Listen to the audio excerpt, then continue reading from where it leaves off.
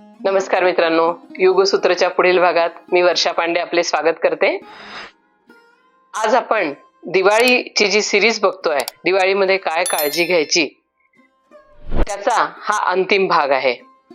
यामध्ये दिवाळीनंतर जनरली जी कंप्लेंट असते वजन वाढण्याची, त्यावर आपण हा भाग बघणार आहोत. या दरम्यान भरपूर फराळाचं खाल्लं जातं, सगळं तेलकट, तुपकट आणि स्वीट असं आपण खातो. आपल्या घरी खातो, शिवाय आपल्याला बाहेरही फराळासाठी बोलवतात, तिकडे देखील आपण जातो. आणि ह्यामुळे होतं काय की पोटाचा घेर वाढतो आणि वजन वाढतं. अनेक वर्षांपासून माझ्याकडे स्टुडंट्स ही कंप्लेंट सतत करतात की दिवाळीनंतर आमचं 1 ते 2 किलो वजन वाढलंय. त्यांना असं वाटतं आपण आधीपासून इतके दिवसांपासून स्वतःचं वेट कंट्रोल करणे किंवा कमी करणे ह्यासाठी आपण प्रयत्न करतो आहोत, आणि नेमकं या दिवाळीच्या या 5-6 दिवसांमध्ये आपलं वजन वाढतं. तर यासाठी आपण काय केलं पाहिजे? दिवाळीमध्ये आपल्याला खूप एक्सरसाइजही करायचा नाहीये आणि खूप आपल्याला जास्त वेळ एक्सरसाइज मध्ये घालवायचा नाहीये. मग आपण अगदी 10 मिनिटं थोडा एक्सरसाइज करून किमान जेवढं आपलं वजन आहे तेवढं मेंटेन करण्याचा प्रयत्न करू शकतो. सकाळी उठल्यावर, फ्रेश झाल्यावर आपण अगदी 10 मिनिटं काढून हे काही योगातीलच एक्सरसाइजेस आपण करू शकतो. कुठले आहेत हे एक्सरसाइजेस आपण बघूया. मी उभ्याच्या काही पोजेस सांगते, पाठीवरच्या आसनांच्या काही पोजेस सांगते आणि बसून प्राणायाम किंवा मुद्रा असं सांगते. आपण हा योगाभ्यास बघूया. आपण आता ज्या पोजेस बघणार आहे, आपण बिगिनर्स साठी योगा करतोय अशा अनुषंगाने मी सांगणार आहे. पण मी 10-10च्या क्वांटिटीत करायला सांगणाऱ्या ह्या ज्या क्रिया आहेत, ह्या आपण थोडासा प्रॅक्टिसनी वाढवू शकतो. 10चे 2, 3, 4 असे आवर्तन करू शकतो, किंवा 10च्या ऐवजी आपण 20 वर सुद्धा जाऊ शकतो. परंतु सुरुवातीला आपण 10चं एकच आवर्तन करणार आहे. एक पाय आपण पोटावर दाबून घेऊ, मनातल्या मनात 10 आकडे मोजू आणि पाय सोडू. दुसरा पाय मनातल्या मनात 10 आकडे मोजायचे, सोडायचे. याप्रमाणे आपण 10 वेळा करून घेणार आहे. दुसरा आपण एक्सरसाइज बघू. एक पाय सरळ वर आणायचा आहे आणि दोन्ही हातांनी वरून त्याला टच करण्याचा प्रयत्न करायचा. ह्याप्रमाणे 1, 2, 3, 4, 5, 6, 7, 8, 9, 10. दुसरा एक्सरसाइज आपण बघू. हा पाय साईडला घ्यायचा आहे आणि हात वरून त्याला टच करण्याचा प्रयत्न करायचा आहे. 1 याप्रमाणे, 2, 3, 4, 5, 6, 7, 8, 9, 10. ह्याचप्रमाणे पाय मागे घेऊ आपण. पूर्ण पाय मागे घ्यायचा आहे. 1, 2, 3, 4, 5, 6, 7, 8, 9, 10. दिसायला जरी असं दिसलं असेल की हे एक्सरसाइजेस पायांचे आहेत, परंतु पायांबरोबरच ह्या एक्सरसाइज मध्ये पोटावर देखील ताण येतो. त्यामुळे पोट आणि पाय दोन्हींचे हे एक्सरसाइजेस आपण म्हणू शकतो. आता पायात आपण थोडं अंतर घेऊ. दोन्ही हात वर ठेवायचे. एक पाय पूर्ण मागे घ्यायचा, त्याच वेळी हात खाली आणायचे. ह्याप्रमाणे 3, 4, 5, 6, जितका आपल्याला पाय दूर घेता येईल तेवढा घ्यायचा आहे. 8, 9 आणि 10. हे काही योगातीलच व्यायाम प्रकार सांगितलेले आहेत मी.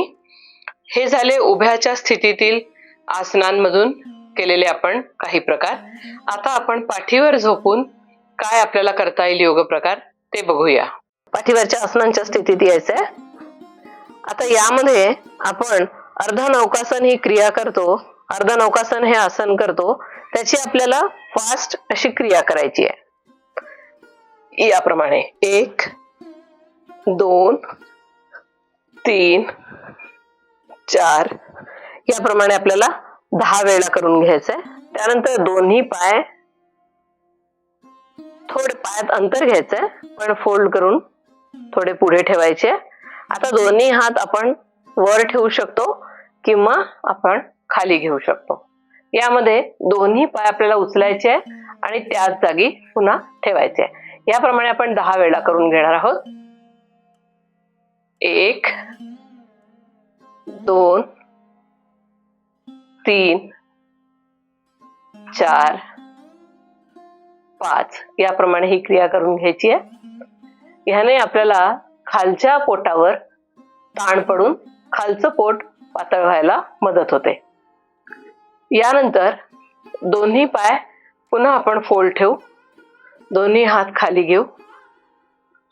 आता कंबर वर उचलायची आहे आणि कंबर खाली टेकवायची आहे. याप्रमाणे 10 वेळा आपण करून घेणार आहोत. ह्यानी आपल्या सीटवरचं जे अतिरिक्त मेद आहे तो कमी व्हायला मदत होते. आपण बिगिनर्स साठी हे सांगत असल्यामुळे 10 वेळा करा असं सांगतोय, पण आपण हळूहळू हे वाढवत नेऊ शकतो. यानंतर दोन्ही हात बाजूला ठेवत दोन्ही पाय एका बाजूला दाबायचे, मान दुसरीकडे घ्यायची आहे. दोन्ही पाय दुसरीकडे आणि मान त्याच्या मागे. कंबर आणि स्पायनल कॉर्ड अतिशय छान ट्विस्ट होतोय आपला.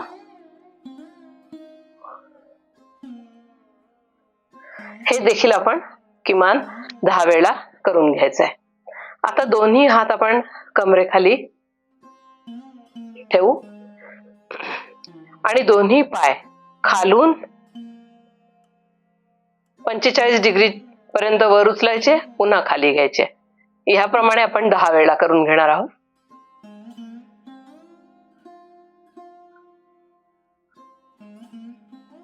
पाठीवरच्या आणि उभ्याच्या अशा काही क्रिया आपण बघितल्या. आता आपण प्राणायामामध्ये काय करता येईल तर आपल्याला कपालभाती प्राणायाम करता येतो, तसेच सूर्यभेदन प्राणायाम करता येतो. सूर्यभेदन प्राणायाम म्हणजे आपल्याला उजव्या नाकपुडीने श्वास घ्यायचा आहे आणि उजव्या नाकपुडीने श्वास सोडायचा आहे. तसेच मुद्रा करत असताना आपल्याला सूर्य मुद्रा ही करता येते. ही मेद कमी करण्याचीच किंवा पातळ करण्याचीच मुद्रा आहे. अनामिका अंगठ्याच्या मुळाशी लावत अंगठ्यानी अनामिकेला याप्रमाणे दाब देऊन ठेवायचा आहे. ही मुद्रा आता थंडीचे दिवस असल्यामुळे आपण अर्धा तास करू शकतो. थंडी नसल्यास ही मुद्रा थोडी कमी करावी, कारण शरीरातली उष्णता वाढते. आपण करतोय मेद पातळ करण्यासाठी ही मुद्रा, परंतु ह्याने शरीरात उष्णतेचे काही विकार पण संभवू शकतात. आता प्रत्येकाची प्रकृती ही वेगवेगळी असते, त्यामुळे आपण थंडी जास्त असेल त्यावेळेला ही मुद्रा भरपूर वेळ करू शकतो. तर हे झाले काही योग प्रकार आपल्या वेट कमी करण्यासाठी म्हणून आपण केलेले. याबरोबरच आपल्याला लक्षात ठेवायचं आहे की आपल्याला पाणी भरपूर प्यायचं आहे. तसंच फराळाचे भरपूर पदार्थ जरी घरी बनलेले असतील तरी एका वेळी फार जास्त आपण फराळ करू नये. ही एक प्रेमाची आणि नम्र सूचना आहे. म्हणजे आपण एका वेळी थोडा फराळ करावा आणि जर आपण फराळ केलेला असेल तर मग जेवण त्या प्रकारे आपण कमी करावं. नाहीतर आपण जेवणी भरपूर, फराळी भरपूर असं आणि एक्सरसाइज कमी असं जर आपण करत असू तर आपलं वजन वाढायला निश्चितच मदत होईल. म्हणून आपण आपल्याला आपला आहार कंट्रोल मध्ये ठेवायचा आहे. पाण्याबरोबर सूप किंवा ह्यासारखे जे पदार्थ आहेत, फायबर्स म्हणजे सॅलेड्स भरपूर, खूप गोड नाही पण आंबट फळं जी येतात ती फळं, असं आपण ओव्हरऑल आपल्याला फराळाचे पदार्थ सगळा पूर्ण सारासार विचार करून घ्यायचे आहेत. आपली ही दिवाळी आपल्याला अतिशय आनंदाची आणि निरामय निरोगी अशी जाओ. दिवाळीच्या खूप शुभेच्छा. हा भाग आवडला असल्यास लाईक करा, शेअर करा, सबस्क्राईब करा. त्यापुढील बेल बटन प्रेस करायला विसरू नका. योग करा आणि निरोगी राहा. नमस्कार.